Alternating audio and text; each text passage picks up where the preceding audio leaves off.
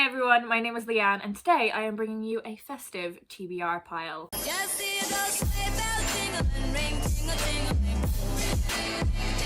Now historically around this time of year, apart from last year because I was at home anyway, I would bring you a TBR for the seasonal period, so from the lead up to Christmas all the way up to the new year, which would be essentially the books that I was reading when I went home to Ireland for Christmas. So it would kind of carry me beyond Christmas, and it would definitely be a sort of set TBR because they would be the only books that I was bringing home with me. At the moment of me filming this, and if you watch this on the day that it's uploaded, I don't really know if I'm going home for Christmas. Without going into too much detail, you gals got COVID for the second time. I'm not trying to make light of that, but my personal way of coping with the situation that I'm in is if you don't laugh about it, you'll cry, so I'm gonna laugh about it. So I don't want to make a TBR that is like, these are all of the books I'm gonna read at my mum's house if I don't end up making it there and I have to spend Christmas potentially on my own in my house.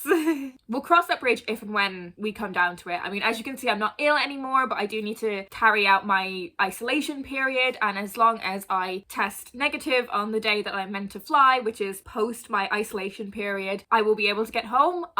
We'll see what happens. So basically this TBR is going to cover the books that I am going to read from today, the 20th of December, up to the 25th of December. Maybe sneaking into the 26th as well, we'll see. Some of them I definitely want to read before I potentially fly back to Ireland. So before then, I definitely want to read The Christmas Carols by Mel Taylor Bessent. This is about a young girl named Holly who is from this Christmas Carol family who absolutely love the festive season. They celebrate Christmas all year round. They go really over the top. Everything they do is about spreading joy and Christmas cheer.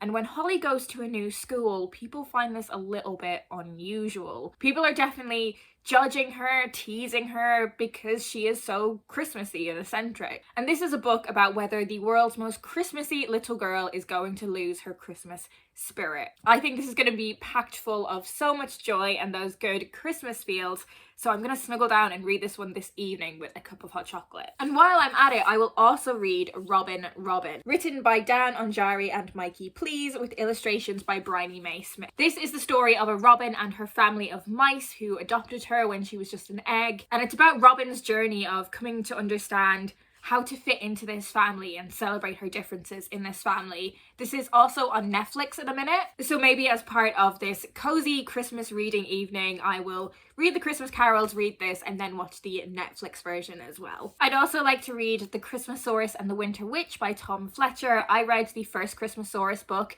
a couple of years ago and I found it so much fun. We follow the same main character, William Trundle, in this one, and he realizes that Christmas itself is in danger. I'm expecting magic, adventure, dinosaurs, Santa, so really looking forward to reading this one. And I think if you've got a child in your life, I know I've been quite heavy on the children's books so far, but there are some books for grown-ups later on in the TBR. If you have a child in your life, or you yourself are an adult that loves children's books like me, and you have read a lot of Tom Fletcher's books, or your child has read a lot of Tom Fletcher books, and you're looking for something for them to read next, I would really recommend Ben Miller. I'm going to be reading two of his Christmas books, the first of which is The Night I Met Father Christmas. I do have a copy of this at my mom's house, so I may save that for if I get there. And if not, I can listen to the audio through my work. But this is essentially a Father Christmas origin story, so it tells the tale behind how Father Christmas came to be Father Christmas. I'm expecting all of those kinds of like classic fairy tale feels, so much festive nostalgia. So really looking forward to reading this one, and I'm expecting the same from one of Ben's much shorter books, The Diary of a Christmas Elf. This is a Christmas novella about a character named Tog who really wants to be a Christmas elf in Santa's workshop. And when he makes a toy lemur for his little sister, his talent for creating toys is noticed and he is invited to come to train to be an elf. But things at Santa's workshop are not all that they seem. And finally, for the children's books, I'm going to be reading Winter Magic, and this is a collection of short stories from lots of different writers, but this is curated by Abby Elphinston. There's lots of different authors in here. We have Jamila Gavin, we have Michelle Harrison, we have Emma Carroll. So many writers in here, all with wintry, magical tales. The eagle-eyed amongst you may have noticed that I've not hauled this book yet. I did grab it on my final day in the office, no regrets. Because it's Christmas, more books are allowed. So historically, I've had this tradition of when I have been able to fly home for Christmas, I've read a kind of romance, particularly like a festive romance, that I start reading on the journey home. So when I get the train to the airport, waiting in the airport, on the flight,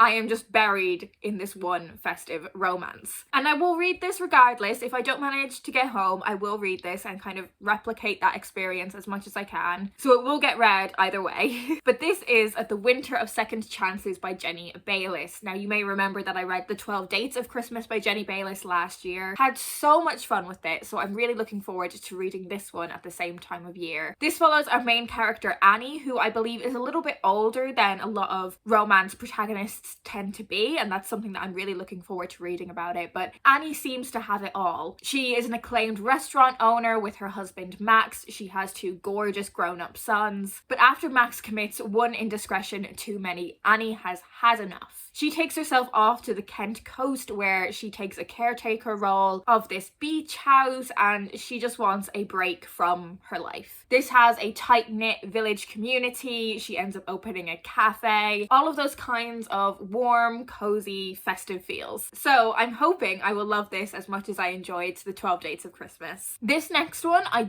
it's not really a Christmas book, but it's got Christmas in the title.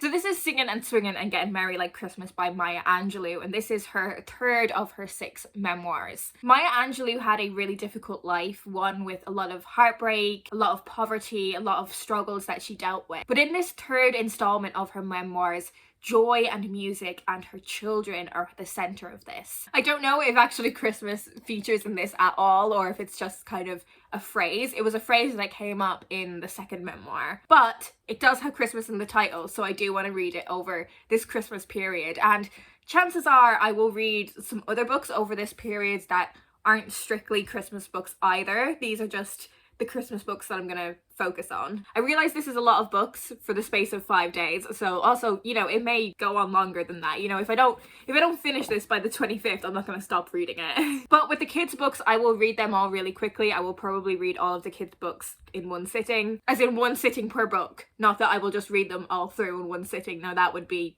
a lot.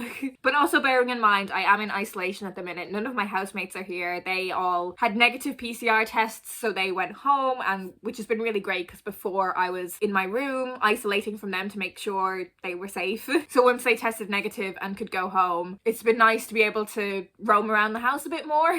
But it does mean I don't really have much to do apart from Netflix and read, so I'm feeling very confident that I will get through all of these books. If you want to find out more about any of the books that I've mentioned, they will be linked down below in the description. If you have any thoughts on any of the books I've mentioned, do leave me a comment down below, or let me know if there are any books on your festive TBR that you're really looking forward to reading, or if you, like me, have these kind of reading traditions around Christmas, or if you don't have anything in particular to say, leave me your favourite Christmas festive emoji down below in the comments so I know that you're here. I hope you guys are doing well, and I will see you in my next video.